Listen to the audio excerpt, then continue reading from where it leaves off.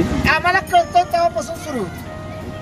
मधल्या काळात थोडीशी काय अडचण आली, काय घोटाळा झाल्यामुळे बंद झाली. सांगलीला जाणं किंवा मधल्या कुठे अनेक मार्ग असतो जाण्याला अडचण येत होती. आज ते फलटण सांगली ही सुरू झाली.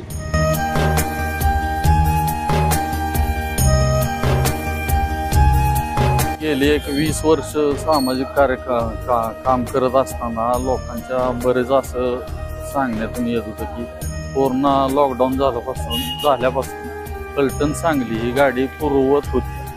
अगदी एसट्या चालू झाल्यापासून तेव्हापासून चालू होती.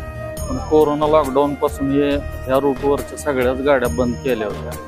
आणि मग ते पाठपुरावा देवडीचे आगार प्रमुख दुबल साहेब, सातारला DC यांच्याकडे पाठपुरावा करून आज ST चालू झाली.